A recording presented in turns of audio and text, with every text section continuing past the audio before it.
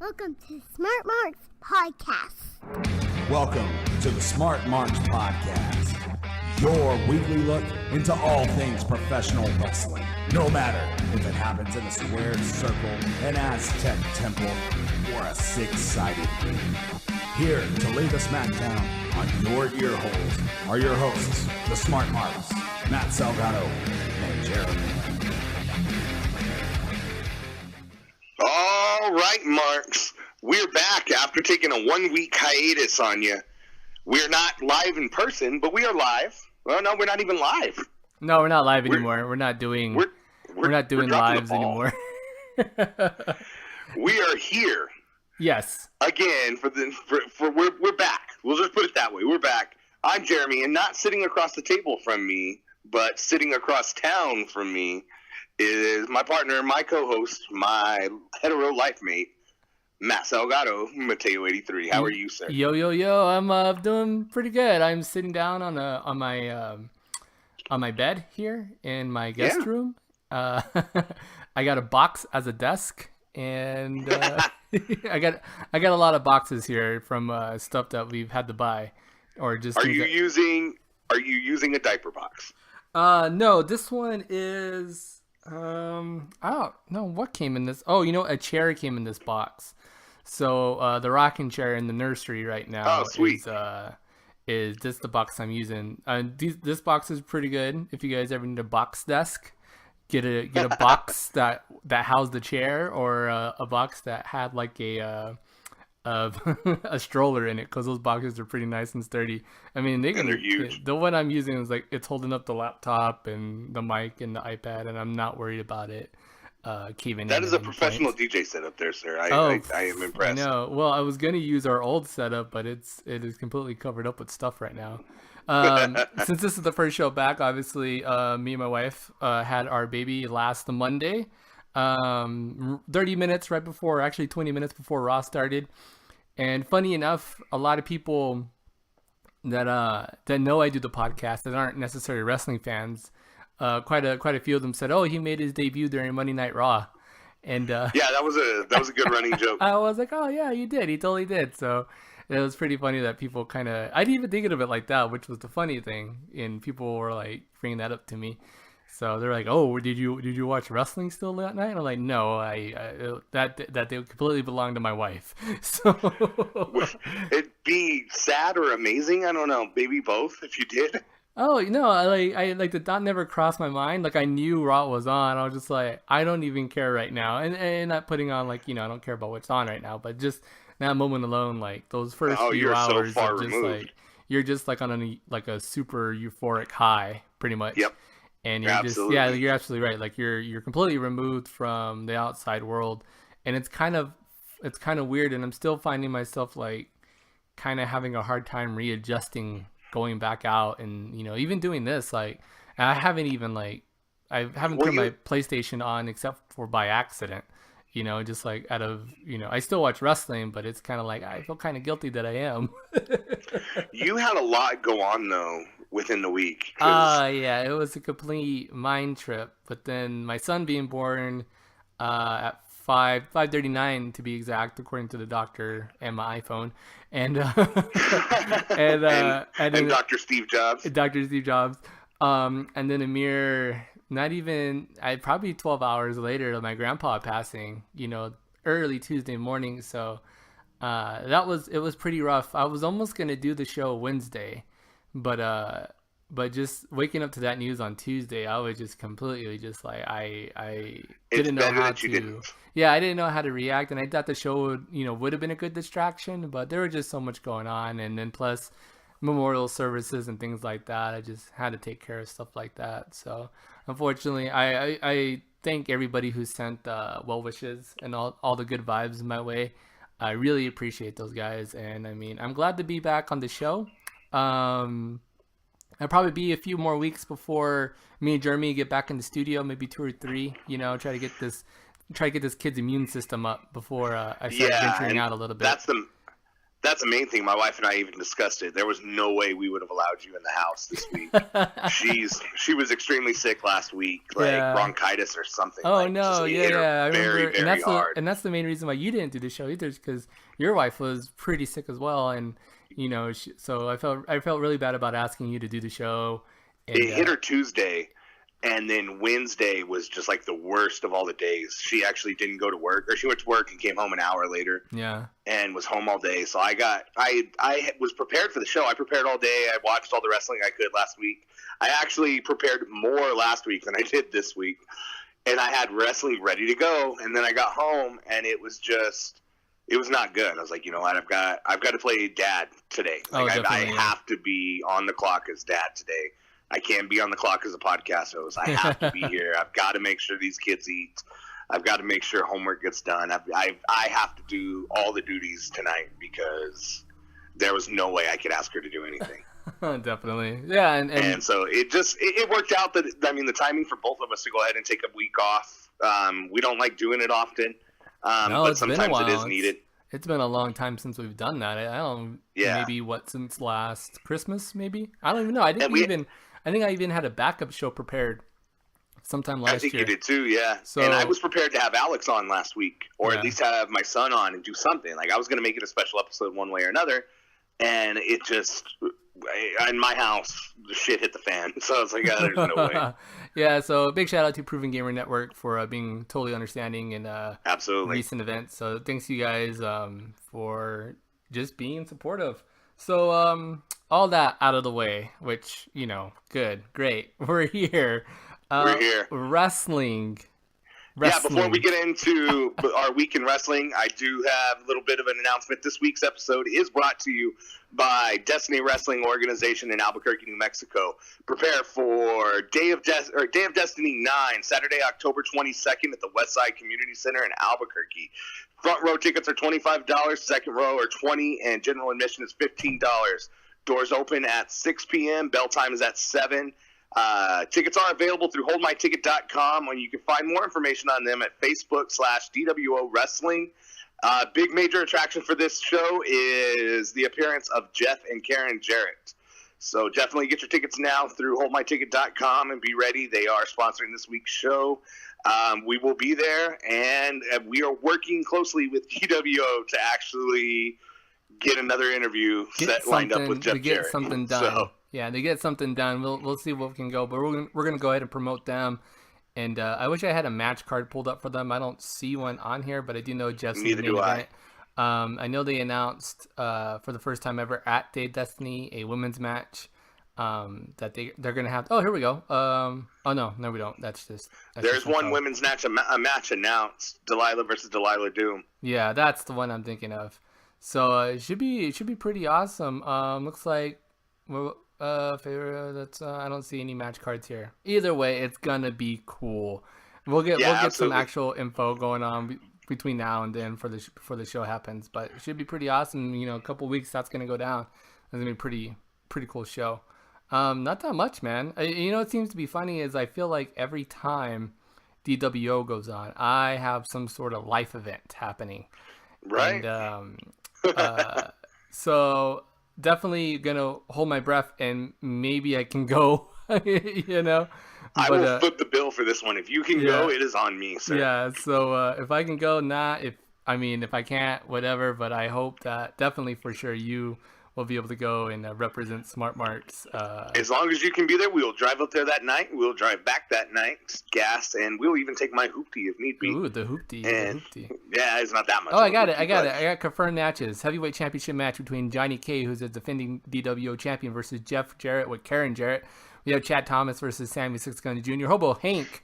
We got stories about Hobo Hank versus Ryan Mantell. That's the big thing for me is I want to get you there and reunite you with Hobo Hank. Yeah, see if we can even bring up some memories. Delilah versus Delilah Doom and the Extreme Championship match between Joe Quesada defending his championship against Donnie Amsterdam. Good old-fashioned indie wrestling. Should be fun. Indie wrestling's the best. So we had a couple of big things happen while me and you took last week off. We did. TNA Bound for Glory happened. It did. Overall, pretty good show. I highly enjoyed it. On top of that, big TNA news. Especially right after, was it after Bound for Glory or before Bound for Glory happened, that the big news as far as Vince buying the tape? It's still possible rumor. Like it still hasn't 100% it's not totally been confirmed yet, but big rumor being that WWE or Vince McMahon is very interested in buying the tape library and owning that, and in response to that, or in return, giving a lot of money to the company and Billy Corgan moving the company forward.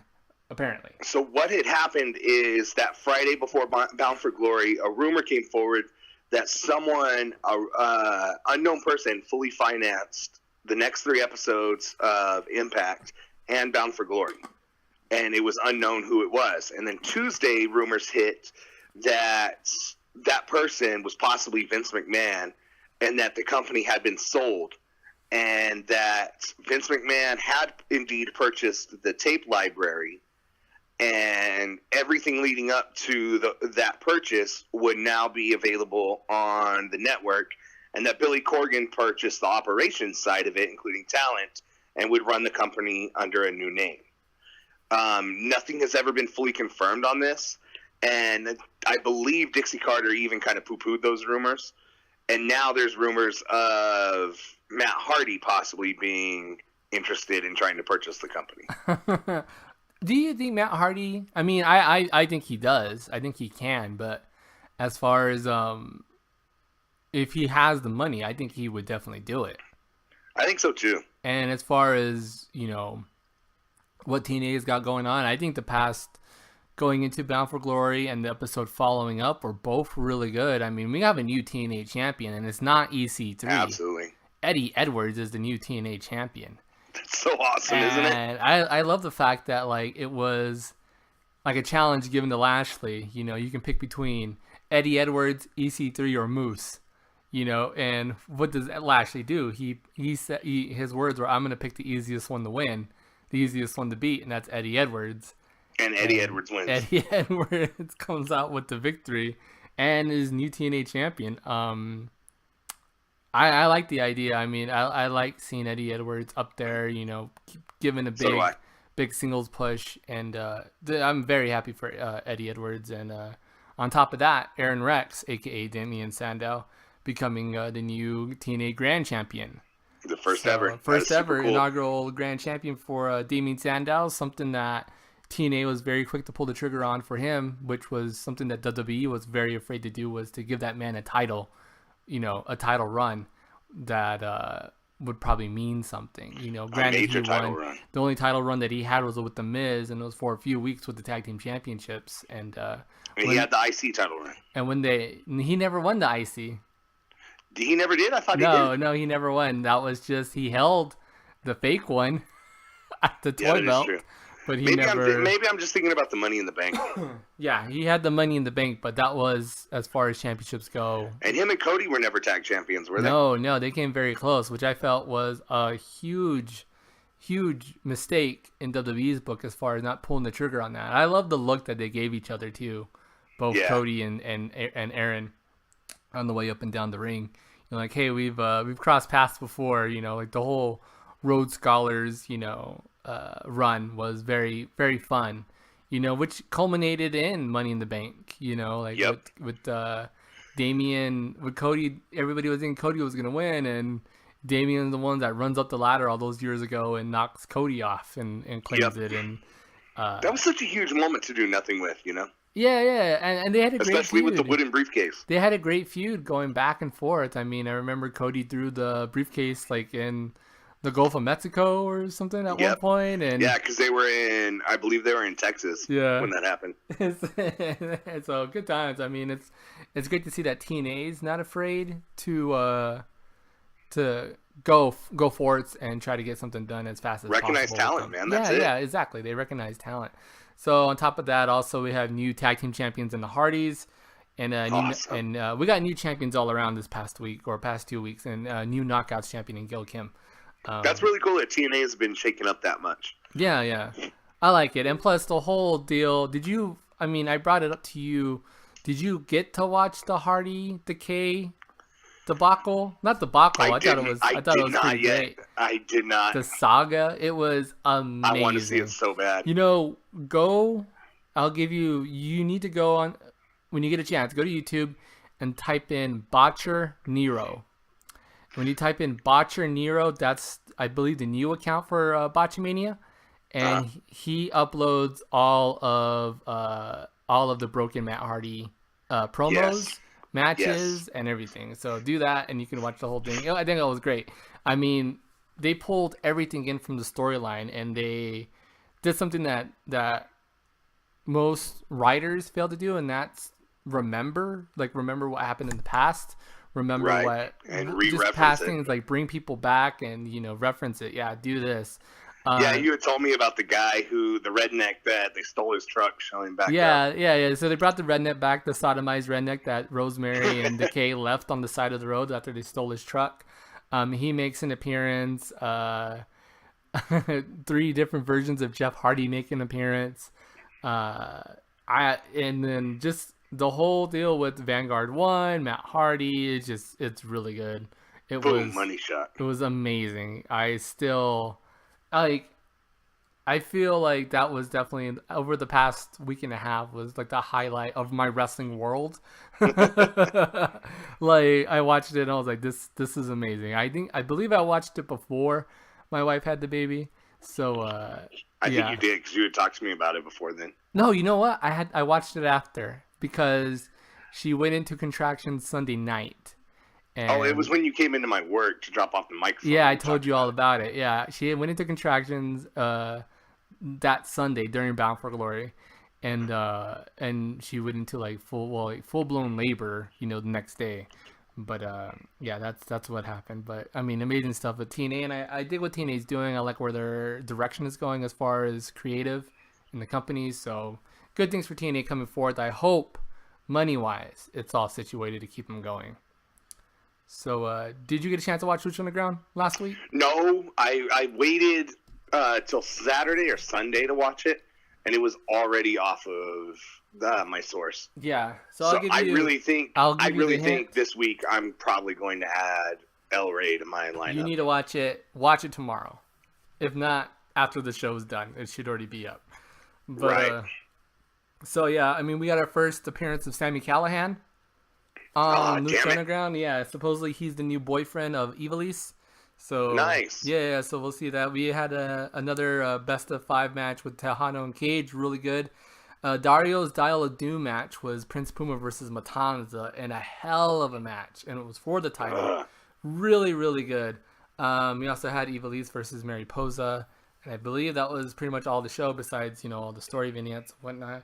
But should be. I mean, looking forward to this week as well. Tonight's episode, whatever you want to put it, but like I said, it should already be up by the time we're done recording. But awesome. Good stuff. Yeah, I mean, great show. I mean, Lucha Underground's awesome. So it is. Yeah. No Mercy, man. We didn't get to do predictions last week. We didn't. And No Mercy was so WWE threw a curveball, and they put the main event on first. How do you feel? How do you feel about that? I feel like it paid off for him. Like, it was a smart idea because Sunday night they went head to head with not only Sunday Night Football but the presidential debates.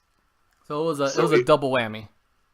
Yeah, so it was a smart idea to get your best match, or not your best match, but the most anticipated match possibly, done and over with right away before people started changing the channel. But that being said, like, I don't know if that crowd was just amazing or if they fed off of that.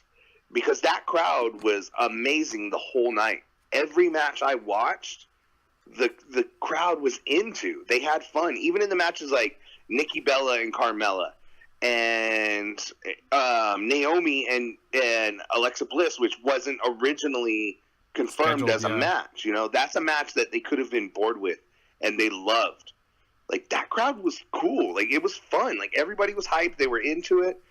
During the Dolph Ziggler match, they went insane as if it was WrestleMania. Like, I don't know. Like, it was different, and it seemed to pay off for him. Yeah, I like what they did because there's been so many times where we're watching a show, like, even if it's like a little show like this, but just that the fact that it's dragged on for so long. Like by the time you do get to the main event, you know, you've hit your wall, you've hit your peak as far as like interest or just like your attention span is like starting to wane a bit. Like you're starting to feel a little tired. There's been plenty of times where, like just this past week on Raw, it was a good main event, Seth Rollins, Kevin Owens, but I kind of dozed off during it. You know, I was kind of bored by the time that main event. Because by the time the main event comes around, you've invested 2.5, 3 hours into this product, and you're tired. You know, like 3 hours is a lot of time, especially when you start factoring the fact that you have kids now. Yeah. And you're just welcome to my world. Yeah. So it's just like, what do you know, like you start to value. I like what SmackDown did. SmackDown, I mean, they're 2 hours, but what they did this week was they went split screen on the commercials whenever there was a match on. That was so cool. And I'm just like, why doesn't Raw do this? You know, I thought that was pretty smart. Like, they maximized their time. You know, it was good. So, with no mercy, AJ Styles defeated Dean Ambrose and John Cena to retain his WWE title. That kicked off the show. That was a great idea as far as doing that. And that was a great finish. And Mauro Ranallo described the match as hotter than a Samsung Galaxy Note 7. I laughed so hard at that. His exact words. That phone has now been fully discontinued. Fully canceled, yeah. Nikki Bella defeated Carmella. I like where that storyline is still going. It's not over. So do I. Heath Slater and Rhino defeated the Usos to retain the SmackDown Live titles, tag team titles. Baron Corbin defeated Jack Swagger. Dolph Ziggler defeated The Miz to win the Intercontinental Championship. Amazing match. Yeah, great stuff. That was awesome. Pulling in the Spirit Squad, having Maurice involved, like amazing. That super kick without the boot. The super kick with the sock, with the little ankle socks that he wears for some reason. Really good. Like that match. That whole match is great. Yeah, I love that whole match. There were so many times during that match that I thought Ziggler was not going to win that. Oh, well, he had, 2 skull-crushing finales, and he kicked out of both of them. Yeah. You know, like, to me, I thought it was done at one point. Naomi defeated Alexa Bliss in impromptu match there, which apparently Becky Lynch out with the sickness or some sort of medical. She's down with the sickness. But she was unable to defend her title. Not stripped yet, but they announced that she will be defending her title in Glasgow, Scotland, I believe. Is that what it is?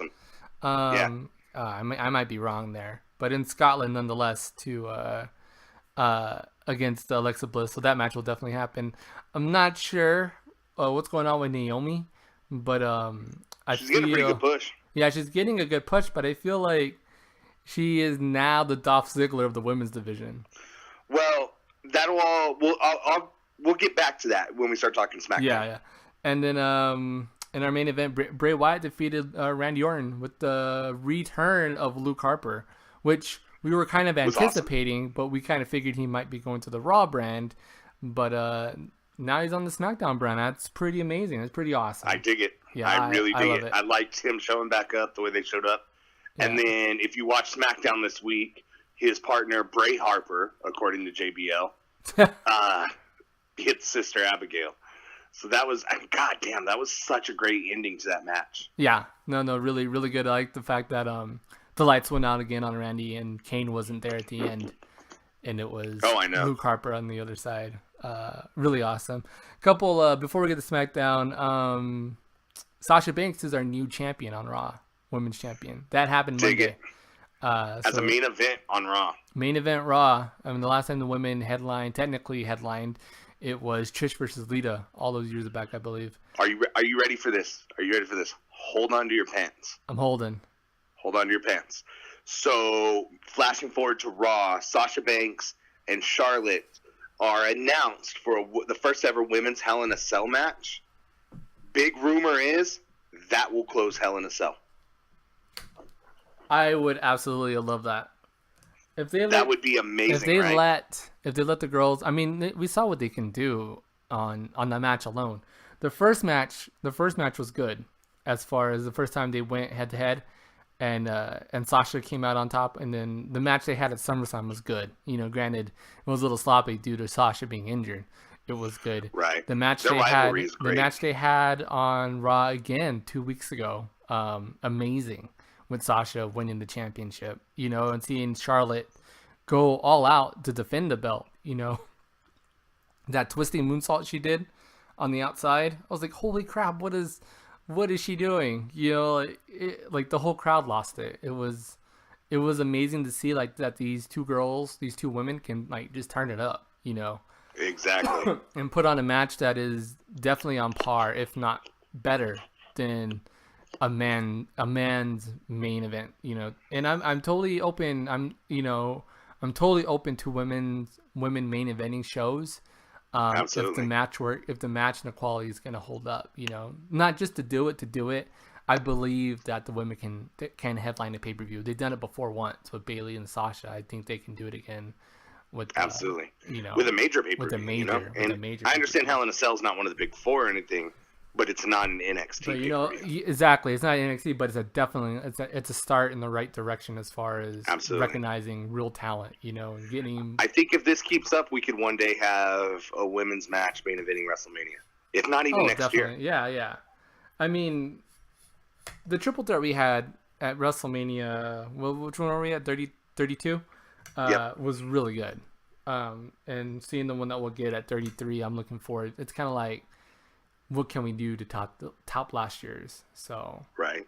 I'm looking forward to everything in the women's division. I mean, great stuff. I love the fact that they main evented, and then now they have a stipulation match for once. You know, it's in Hell in a Cell. That is super cool. And with the possibility of it being the main event, even better. We got a setup for Enzo and Cass versus the Club. I like this. I love the Club right now. I dig what they're doing because Club's out of the title picture for the time being, you know.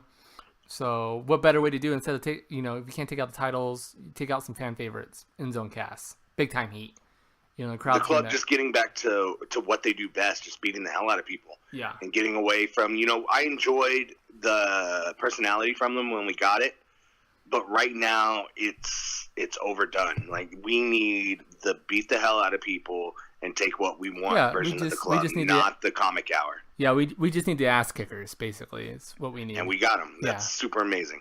Seth Rollins, Kevin Owens set up. Apparently it was announced to be a Hell in a Cell match.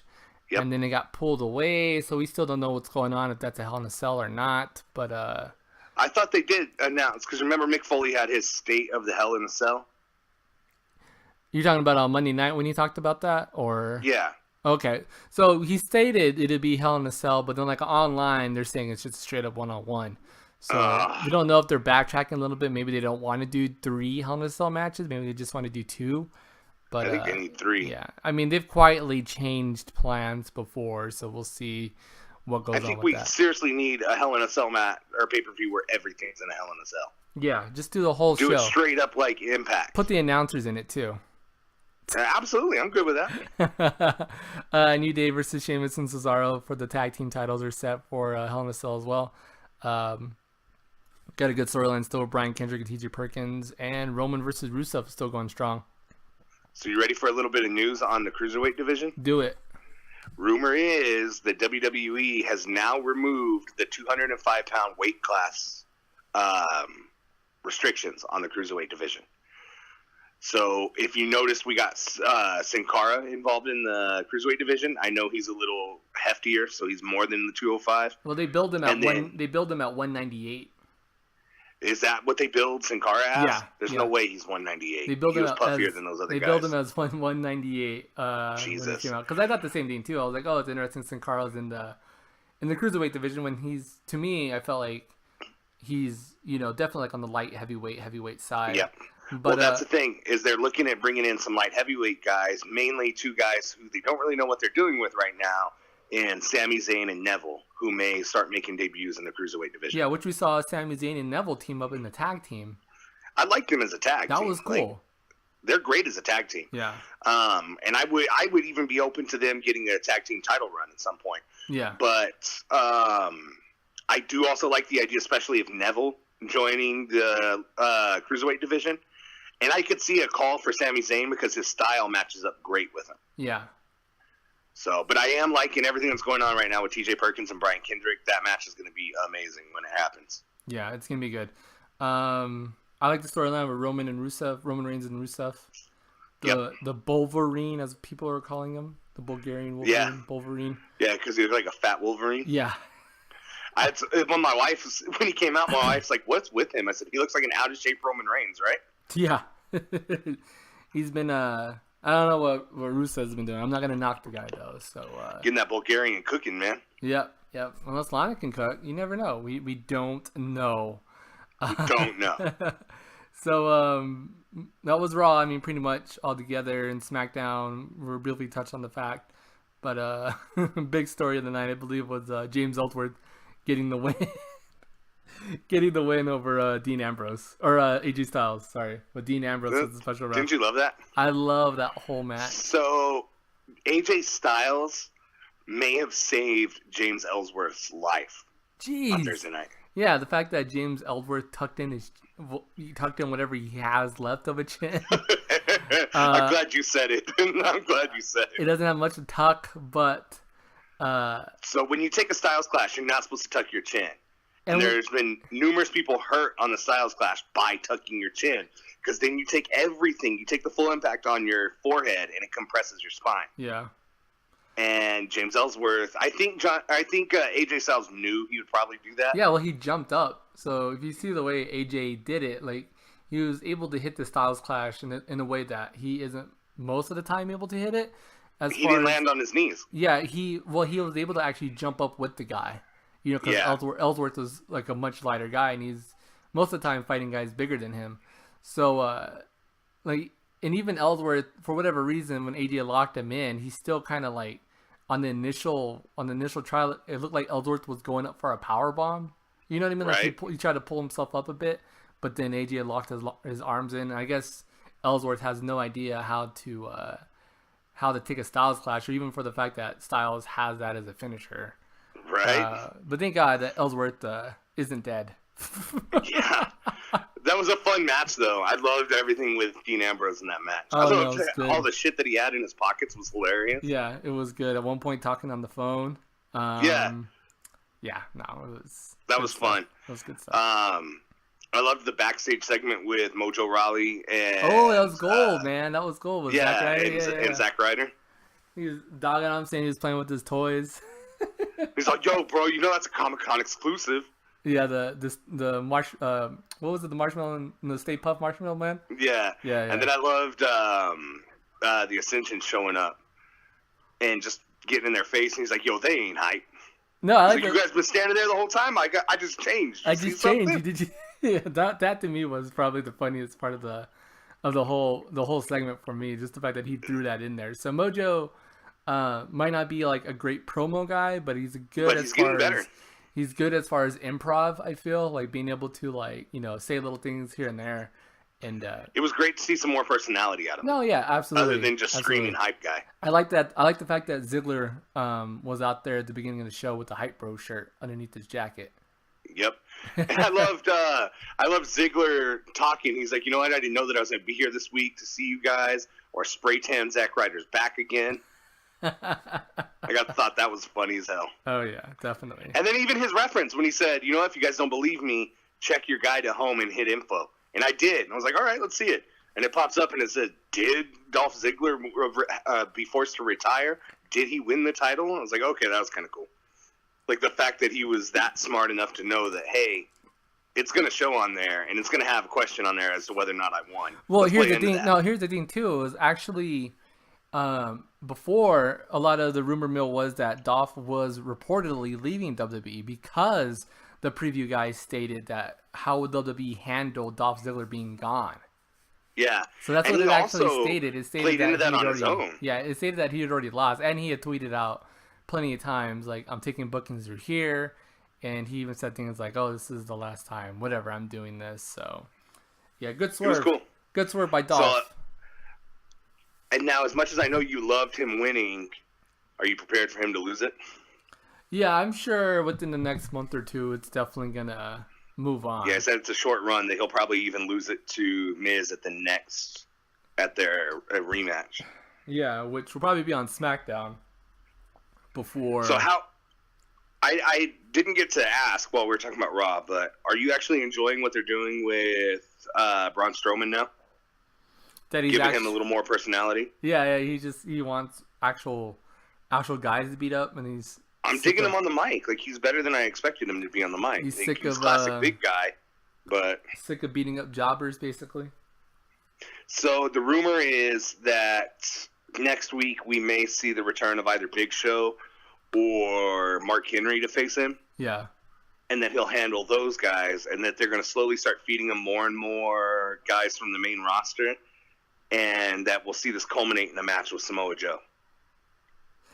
So Samoa Joe will be going to Raw sometime soon? Yeah. Okay. That's the rumor. I mean, on paper, Joe makes more sense on SmackDown, right? Yeah. But and even this feud makes sense. I'm okay with that because Joe's such a wrecking ball. I mean, such a demolition machine that he would be great going up against him. That's good too. But I don't know that I want Joe on Raw. I mean, I guess the good thing is with Joe on Raw that we can eventually get a rematch with him and Finn Balor. Yeah. And because that feud was amazing. So yeah, there's problems I have with characters like Braun Strowman, like being like an unstoppable monster when you have smaller guys like Finn Balor and Seth Rollins, guys who are champs, who. Yep. So it's just kind of like, what do you do with this Braun Strowman guy if he's this huge monster? Why wouldn't he, like in reality, wouldn't he just go straight up the rankings and, challenge for the title? But I know we're not in a rankings-based system. We're in a... And we're not going to have a new guy destroy our whole roster either. So it's kind of weird to have a guy like in Strowman's league. He's in a league all of his own. Exactly. No one's going to touch him. So, he's at the writer's mercy, and as long as they give him good stuff to do, it'll still be gold. It'll still be good for Strowman. So I thought it was funny this week. For more competition, they gave him 2 no names. Yeah.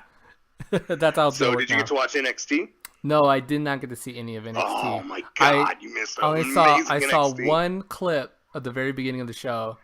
Okay, so the show opens up, and we get the first match in the first round of the Dusty Rhodes Classic, and we get the entrance of Bobby Roode, and then his partner Ty Dillinger comes out, and then we get the debut of Sanity, which is a 4-man group, which before that, I stayed away from any rumors on this, so I was surprised to see that it was a 4-man group. So they all 4 come out. They're wearing masks. They're wearing hoodies. You can't really tell who they are. Music's amazing, a lot of smoke. You get in the ring, and I got the names of the other 2. And we get 2 guys take off their masks and enter in the tag match. And it's Alexander Wolf and Sawyer Fulton. So they end up in the match, and they're just dominant. They're taking over Ty Dillinger. Ty Dillinger gets a chance where he might be able to pin or to tag out, and Bobby Roode steps up, looks them both in the face, and walks out. He wants nothing to do with these guys. He walks out, leaves Ty Dillinger on his own. They destroy Ty Dillinger with an amazing finisher.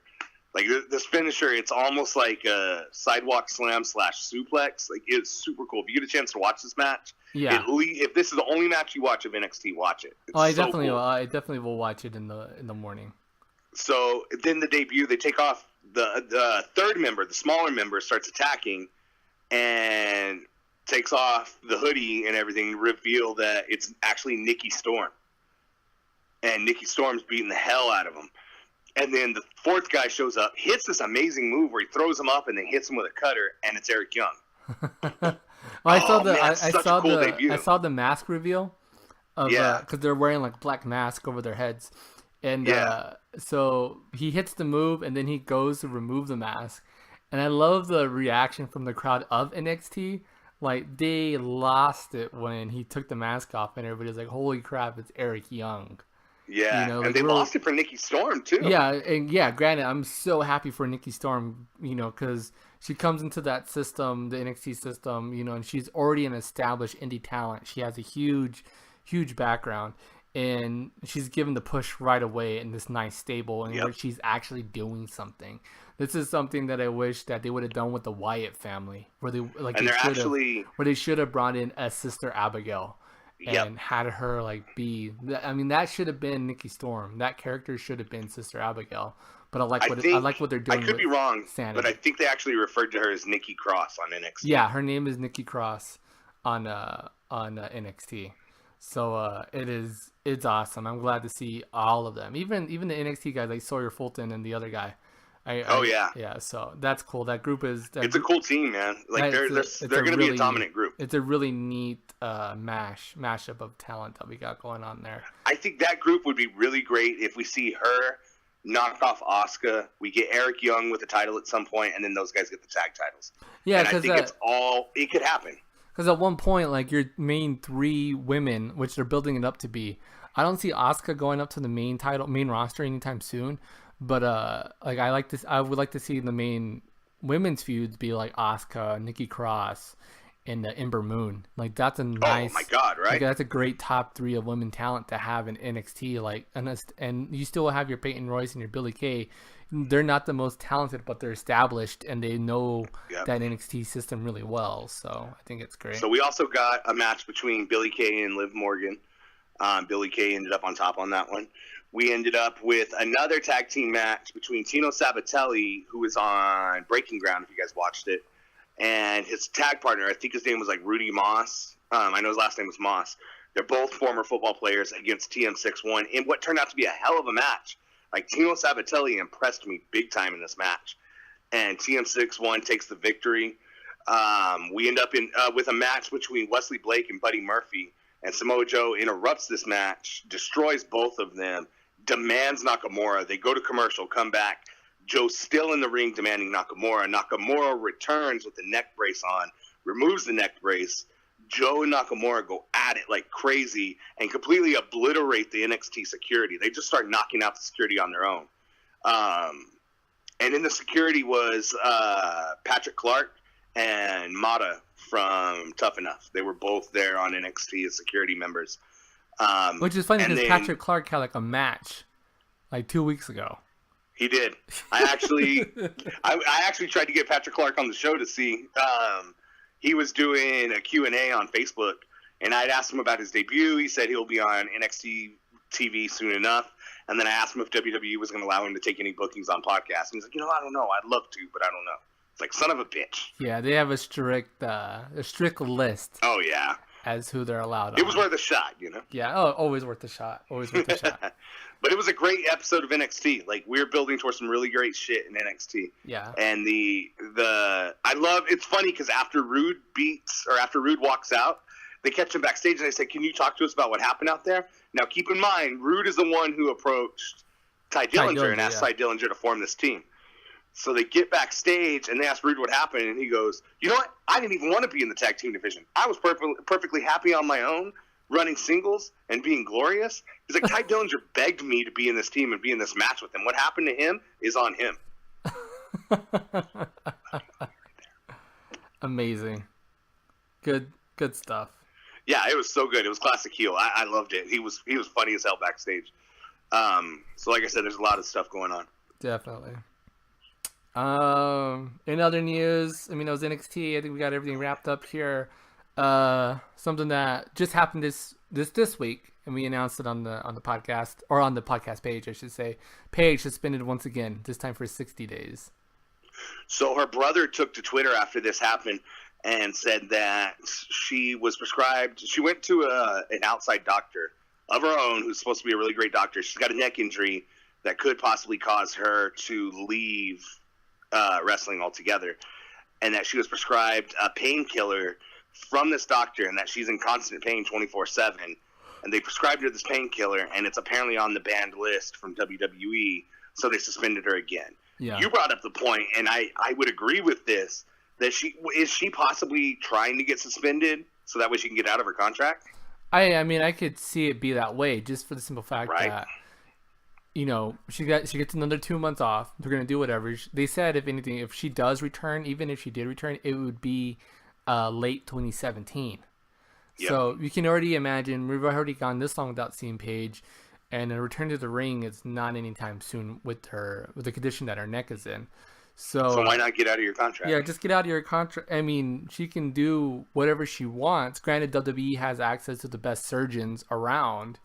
Look what they did with Nikki Bella and John Cena over and over. John Cena had, he's had neck issues. Nikki Bella has neck issues. So the fact that they were able to repair both of them and get them back in the ring, and they were able to basically save Tyson Kidd's life. Yeah, they saved Tyson Kidd's life. Granted, his ring career is pretty much over. We're just waiting on that official announcement. But yeah, just for wasn't Tyson Kidd one of the few guys to suffer that sort of broken neck and survive? I think they said it's 1 or 2%. Yeah, it was a Lord. single digit percent. Yeah. So I think, given more 2 months, I would not be surprised to see another failed drug test by Paige, and then just have her, WWE has terminated their contract with Paige. Blah, Yeah, blah, because blah, after a third, they terminate, right? Yeah, 3 and you're out. It's kind of like what Randy Orton. Orton's been suspended twice, technically. And technically, if he gets suspended one more time or gets another failed drug test, he's supposed to be done. So, I mean, we all gotta have to remember that too. We kind of forget. And she's gone back and forth with her tweets saying same shit, different day. The rules don't apply to you unless, whatever. It just depends on your status with the company. So she says that it's not illegal, but WWE has come out and said to themselves it's for an illegal substance.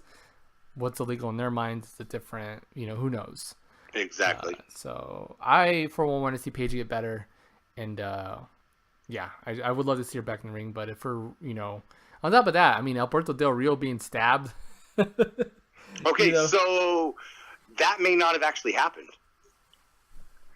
The rumor is that he says he got stabbed, and that's why he missed his AAA event, and that he said he was unable to call AAA because he didn't have his phone on him. Then it came forward and said that Paige was with him when it happened. So did she not have her phone on her either?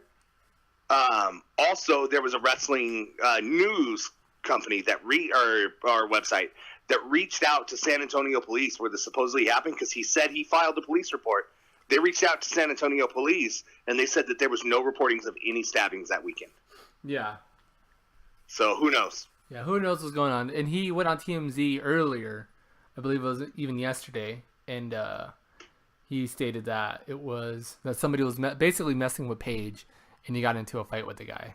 So right, who knows? Which again, if he didn't have his phone on him, don't you think he'd be able to use her phone? Oh yeah, I just think to contact AAA. Yeah, who knows what happened? So it's a big clusterfuck, is what it was. But that being said, you know who did legit get stabbed? Jamie Noble. This guy got stabbed in a trailer park. If nobody is living kayfabe anymore, this guy. That's what I was thinking. I was like, how kayfabe is Jamie Noble keeping it? It's amazing. Living in a trailer park. But best wishes to Jamie Noble. Hope your recovery is nice and speedy. So yeah. On top of that, I mean, big news, and we kind of passed over it on Raw. Bill Goldberg's coming back. Bill Goldberg is coming back. So Paul Heyman went out and issued a challenge, or just some information. Yeah, he did issue a challenge. Well, what happened? What happened was it was on ESPN or one of those shows, and they asked Goldberg if you could come back for one more match, who would it be? And Goldberg stated, "I don't owe it to him, but I would like to go. That's the match. That'd be the match. Would be against Brock Lesnar. I would like to fight him again." And, it was funny in that same interview because it was the coach who was conducting that interview. Coach asked him, he said, "You faced off against a lot of people in the WWE ring, including me. Was I the toughest opponent that you had?" And Goldberg replied to him, he said, "By far, because you had the worst breath." You gotta love Coach. Bill Goldberg's going to be on Raw next week. Yeah. Denver, Colorado. Bill Goldberg should be good. And we also passed up this on SmackDown. Daniel Bryan and Shane McMahon issued a challenge to Raw. 5 best men from SmackDown versus the 5 best men from Raw in a Survivor Series match. The 5 best win. This is where I was going with Naomi when I said that. 5 best women on SmackDown versus the 5 best women on Raw. And I think that's what they're building up Naomi for, so she could be classified as those 5 best. Yeah. And then they mentioned this, and I don't know exactly how it's going to happen, but he said the 5 best tag teams versus the 5 best tag teams. But he made it sound like it was a 5-on-5, so I don't know if you're picking one person from each of those tag teams or what's going on. Yeah, I don't know if you can have 5 tag teams on the... But they're basically living up to 3 different Raw versus SmackDown matches at Survivor Series. Yeah, so it's basically Survivor Series / bragging rights. Right, which either way, I'm good with. Yeah. I mean, it's going to be cool right now for the split to see some of these guys go against each other again. I'm going to have a lot of fun with that. I dig this idea. I love them being ballsy and coming out and directly challenging Raw and building competition. So now we're going to get an answer from Raw next week, hopefully. I like that idea. I think that is really cool. Yeah, that's pretty awesome. I'm looking forward to Survivor Series. That's pretty cool. And we still got Hell in a Cell to come up. So Hell in a Cell in 2 weeks. Exactly. I'm glad that we don't have to do a preview show next week because 3 weeks, thank God. It was getting pretty hectic. Redundant? There. Yeah. So I'm glad we get a little bit of a reprieve, so to speak. So I believe that's it on that note. On that note, remember, guys, you can send us your questions by following us on Twitter, which we didn't get any because I didn't ask for any. Because, yeah, I didn't want to. By following us on Twitter at @smart_marks, you're more than welcome to follow me and Jeremy on Twitter as well. Follow Jeremy at jvader82. You can follow me at Mateo83. Search for the Smart Marks fan page on Facebook and like it. There you can interact with us and other fans of the show. Show us your favorite memes. Send us questions. Go crazy. Also look for us on Tumblr and Instagram. If you don't use any of the above and avoid social media altogether, you can still email us your questions too. smartmarksquestions@gmail.com. Again, that email, smartmarksquestions@gmail.com. Remember, you can stream, download, rate the show via iTunes, Stitcher, provengamer.com, and Google Play, I believe. Thanks for tuning in and downloading, peeps. Once again, I'm Matt. He is Jeremy. We'll catch you guys next time on the Smart Marks. Peace out.